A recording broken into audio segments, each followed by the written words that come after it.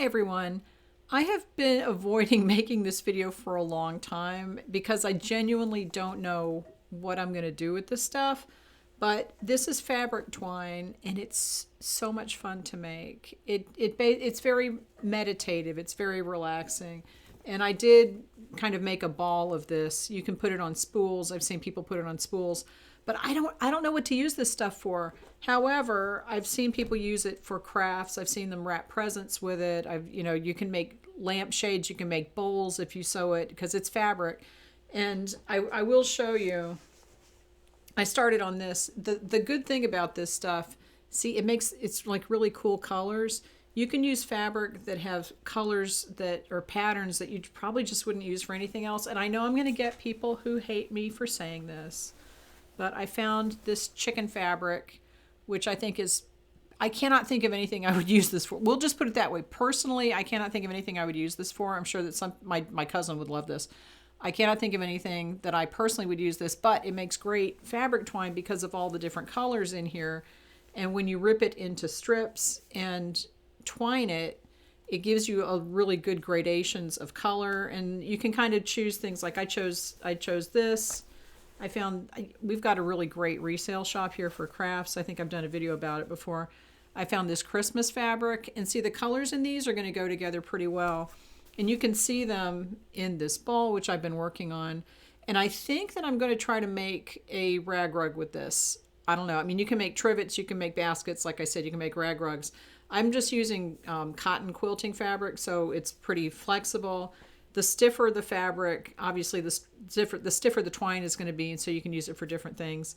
But let me show you the thing that I found to make this so much easier to make it, and also to braid braids to make rag rugs, because I have some braided rag rugs. That this thing I found at the resale store was awesome, and I do have a place where you can get one of your own, and I'll put that in the link in the description. But let's go over there and I'll show you what I'm talking about.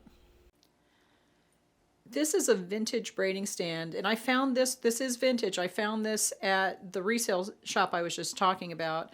And I cannot find, I don't think that they make these anymore, this specific company, but there is a company that makes something very similar. And I will put the link to this because if you do any kind of fabric twines or rug braiding, you need one of these things. It makes it so much easier. I was using the method of putting it, like attaching it to something and trying to hold it in place. You just kind of ball up the twine, put it there. It goes up here, and I'm going to show you, I'm going to move over here and show you how it works. I'm not sure how the audio is going to work over here, but you hold the braids here, and there's only two. You can use this for rug braiding. For the fabric twine, there's only two things here, and I have this attached here just to end it off. But when you get to this point, you're going to attach another thing here, and you're going to twine it, blah, blah, blah. But when you get to the point where it's like, if it's really long like this, you just pull this and it holds it in place. I'm pulling on this right now, you see. And this stand is so good to have. And it makes the whole process of braiding fabric or just making the fabric twine a lot faster. I would 100% recommend that you get one of these. But now I'm going to show you how to actually make the twine, and it's so simple, and it's a really good way to use up your fabric scraps. Okay, this is kind of awkward because I'm standing behind the camera, but what you want to do, and I left this ended here so that I can show you how to connect it, but you basically try to make sure that the right side of the fabric is out, but you're going to twist it. I'm stepping on it. Here we go. Okay, I'm going to twist it, and then I'm going to flip this over to this side, and then I'm going to twist this side and keep going, and I'm going to take this off. That was just there to hold it. But when you get to the end, you're going to attach another strip and just keep going. And to do this is how, some people knot them like you would knot a strip for a rag rug. But the way that I saw somebody do this, and it made more sense to me because it seems a little more secure, is to kind of weave it in and do it on both sides. So I'm going to take this and just weave it to the point where it's shorter. I'm going to twist it. And then I'm going to take this strip that I just cut with a pointed end to narrow it out. So you're going to take this side, you're going to put it here on the long end. So this is the end that is still long. And then you're going to take this one and put it into like right side against the wrong side so that it's going to be encapsulated.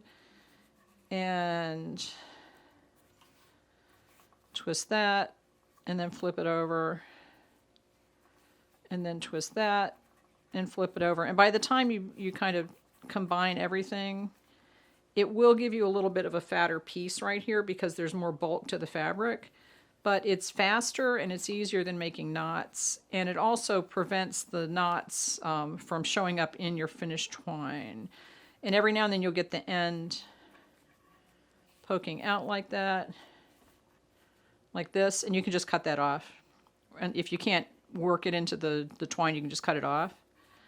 And it works because it has the fabric kind of attached to both. And see how it's getting long now? All I have to do is do this. And this, I'm pulling on that, so it still is holding it. So while I'm putting pressure on it, and then you have to stop and unwind this.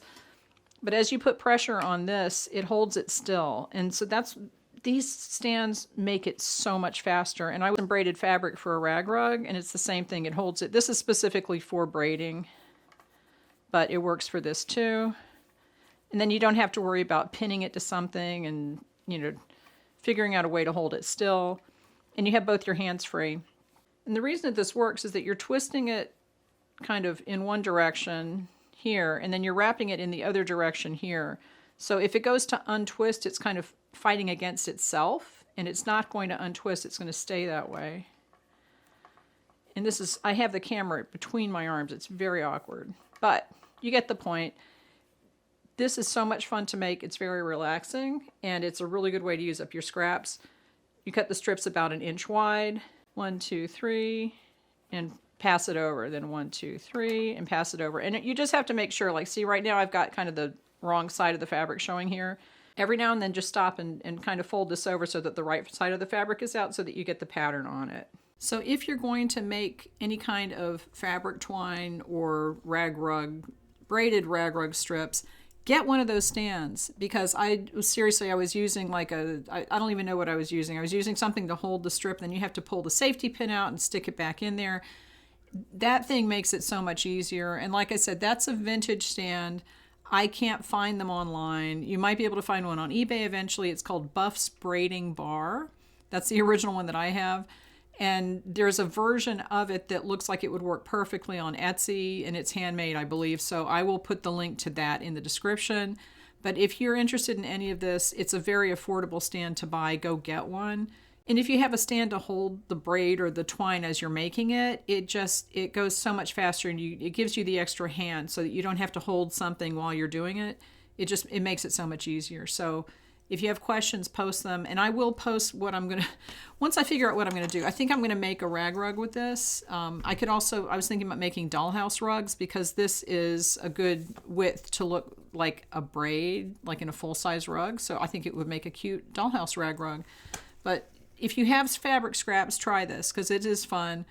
It'll use up your scraps, and it's really easy to do if you have one of the stands. Otherwise, it's a little bit of juggling. You can still do it without the stand, but it's a little bit more awkward because you have to hold it while you're twining, and it's harder. But it's doable. It's just a little harder. Okay, leave me any questions, and I will talk to you later.